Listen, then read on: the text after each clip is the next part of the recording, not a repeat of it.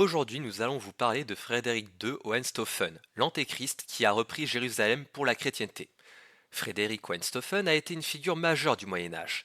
Roi de Sicile et empereur du Saint-Empire romain germanique, ce qui correspond à l'Allemagne, le nord de l'Italie et la Tchéquie actuelle, il est connu pour son conflit avec Othon IV duc de Souabe, ses nombreuses prises de tête avec la papauté et sa prise de Jérusalem lors de la sixième croisade.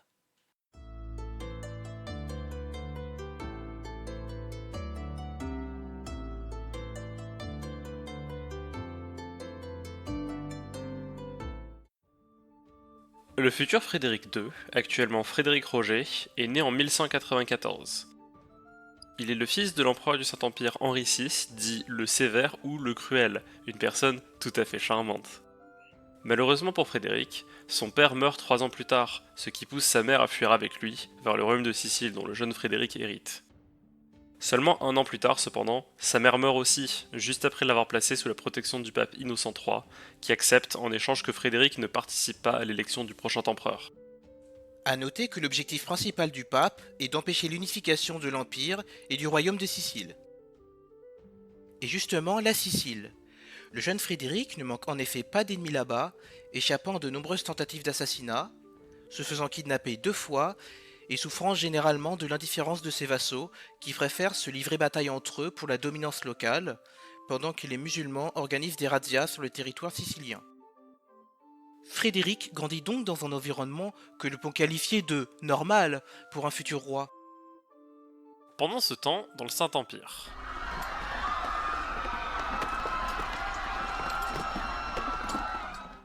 Ouais, c'est la panique. En l'absence d'empereur, les princes ont décidé d'organiser une reconstitution à grande échelle du film Battle Royale. Pour régler ce problème, le pape couronne empereur Othon IV en 1209, après lui avoir fait jurer de ne pas attaquer Frédéric et son royaume, très riche, dans le sud de l'Italie. Ce qu'il va, bien évidemment, absolument pas faire. Il se ravise immédiatement et commence à envahir le sud de l'Italie en 1210, alors que Frédéric n'a que 15 ans. En réponse, le pape l'excommunie et appelle à l'aide le roi de France ainsi que les princes allemands, proposant qu'ils élisent Frédéric à la place d'Othon. Frédéric est élu empereur en 1211, ce qui a pour conséquence de faire rebrousser chemin à Othon pour reprendre le contrôle de ses terres.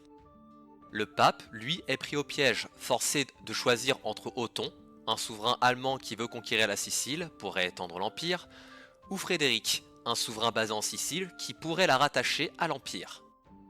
Pour régler ce problème, Frédéric quitte la Sicile en 1212 pour 8 ans et fait un accord avec le pape. Dans celui-ci, il reconnaît la séparation entre l'Empire et le royaume de Sicile et reconnaît son fils Henri comme roi de Sicile.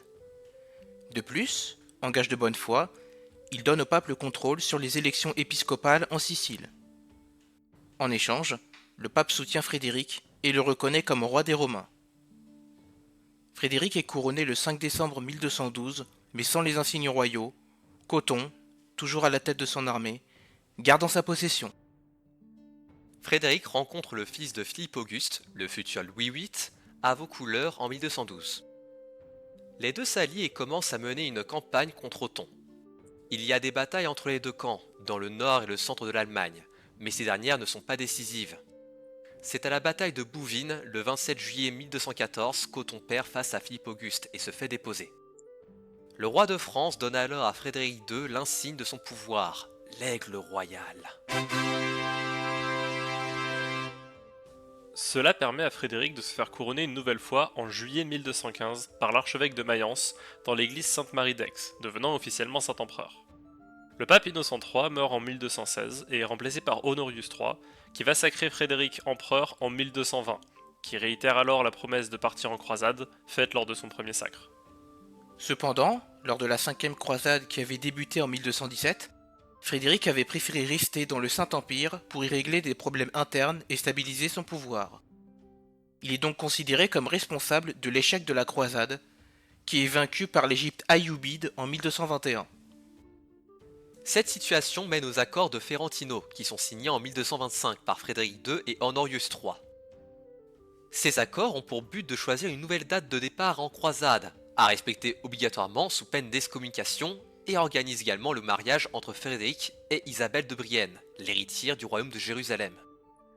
Cette croisade devient une expédition menée par Frédéric, maintenant roi de Jérusalem, pour reprendre le contrôle de ces terres. Mais le pape Honorius III meurt en 1227, juste avant le début de la croisade. Son successeur est Grégoire IX. Frédéric part en août 1227, mais son armée est retardée par une épidémie qui la décime.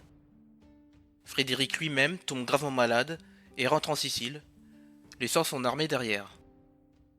Grégoire IX, dans sa bonne foi, décide de faire preuve de diplomatie, et donc l'excommunie quelques jours plus tard, pour ne pas avoir respecté les termes du traité, et va jusqu'à réfuter sa maladie en la qualifiant de stratagème. Grégoire IX interdit aux croisés d'obéir à Frédéric, et interdit à ce dernier de faire la croisade, ce qu'il fait quand même en juin 1228. Avant même d'arriver en Terre Sainte, Frédéric avait déjà entamé des négociations avec le sultan d'Égypte Al-Kamil en 1227, qui faisait alors face à une coalition de ses frères. Même si le titre de roi de Jérusalem revient officiellement à Conrad, fils de Frédéric et d'Isabelle, l'empereur assoit son autorité dès son arrivée en Terre Sainte en septembre 1228. Cependant, la situation du sultan Al-Kamil a bien changé. Il a repris les principales villes de Palestine, dont Jérusalem est en position de force, ce qui le rend moins enclin à négocier avec l'empereur. Du coup, Frédéric, qui laisse la Sicile exposée s'il reste en Terre Sainte, fait fortifier la ville de Jaffa et accélère les négociations, qui aboutissent malgré les tensions. Un accord est signé en février 1229 avec le sultan, qui cède Jérusalem en échange d'une trêve de 10 ans. Le 18 mars 1229, Frédéric se fait couronner roi de Jérusalem juste après son entrée dans la ville. La prise de celle-ci, qui est rendue non pas à l'église mais à l'empereur excommunié, entraîne la colère de beaucoup de clercs, dont Gérold, le patriarche de Jérusalem.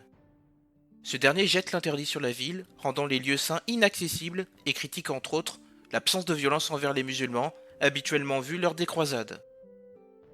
Grégoire IX, furieux du succès de Frédéric, fait excommunier tous ceux qui l'accompagnaient lors de la croisade. Continuant de faire preuve de bonne foi, Grégoire IX envahit la Sicile en 1229 et prétend que Frédéric est mort.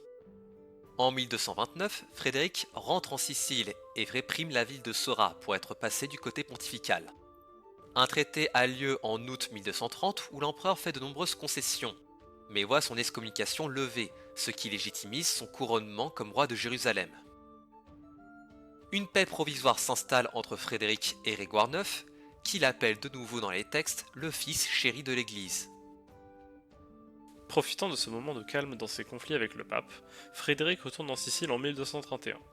Il y fait appel aux experts légaux de son royaume, qui vont se baser sur des lois locales, normandes, byzantines et romaines antiques, pour créer la Liber Augustalis, ou bien Constitution de Melfi.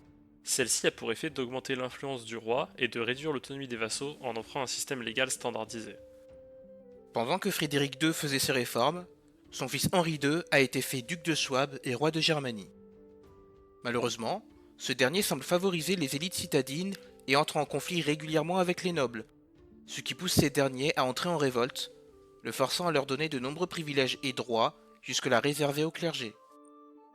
Frédéric, considérant ce faux pas comme un acte de rébellion, va entrer en guerre contre son fils et le force à lui jurer allégeance de nouveau. Il demande aussi au pape d'excommunier Henri s'il venait à briser cet engagement. Durant le bref conflit entre Frédéric et son fils, la Ligue lombarde, une alliance de cités d'Italie du Nord qui s'était opposée aux empereurs, avait déclaré leur soutien à Henri. Et bien qu'il n'ait pas directement participé au conflit, Frédéric saute sur l'occasion pour les écraser une bonne fois pour toutes. Les papes avaient souvent profité de la Ligue lombarde comme contre-pouvoir à celui de l'empereur. Et donc, Grégoire IX fait tout son possible pour faire signer un traité de paix entre les deux camps, afin de préserver la Ligue. Mais celle-ci refuse de l'écouter, ou même de faire la paix avec l'empereur, et le pape se retrouve donc forcé de se ranger de leur côté, pour empêcher une victoire de Frédéric, qui était en train de monter deux grandes armées en Sicile et en Allemagne. Grégoire IX décide une nouvelle fois de faire preuve de bonne foi, et excommunie pour la seconde fois Frédéric en mars 1239, en prenant comme raison la situation de l'église en Sicile, qui avait été changée il y a à peu près 8 ans, mieux vaut tard que jamais. Et pour couronner le tout, Grégoire IX fait appel à la croisade contre Frédéric.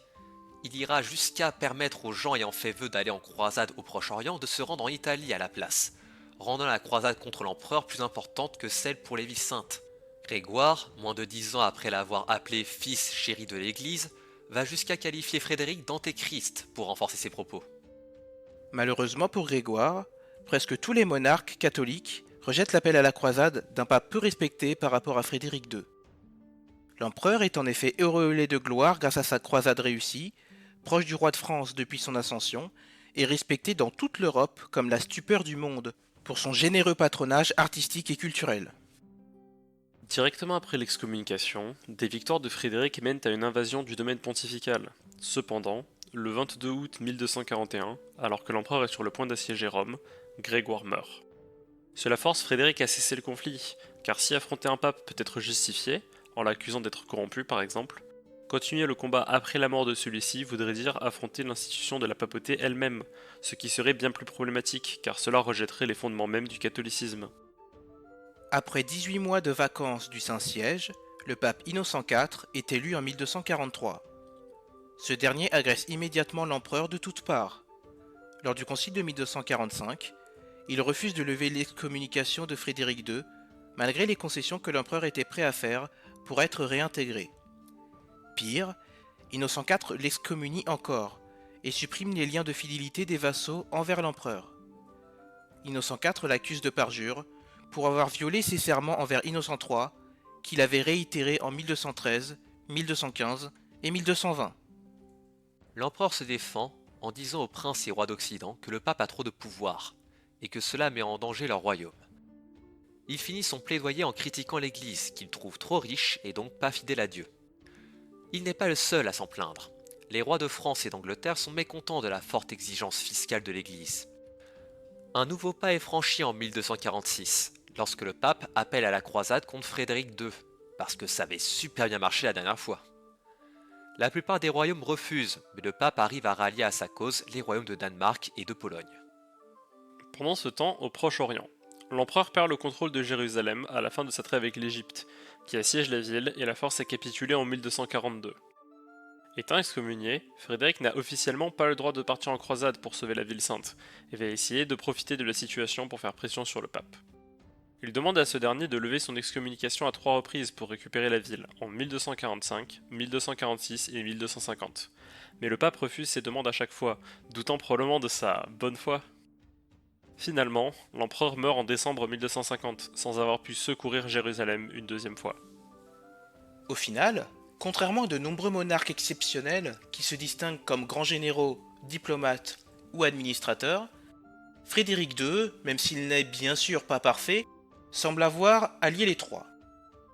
Il était visiblement respecté par la plupart des monarques d'Europe, y compris le roi de France, et au-delà, a créé un nouveau code de loi qui sera au moins partiellement utilisé pendant plus de 600 ans, et aura vaincu ses ennemis en bataille, qu'ils soient lombards, allemands ou le pape lui-même. Sa légende est telle qu'à sa mort, beaucoup le pensent simplement endormi, comme un roi légendaire des mythes arthuriens. Cela marque la fin de notre podcast sur Frédéric II Hohenstaufen. Merci de nous avoir écoutés.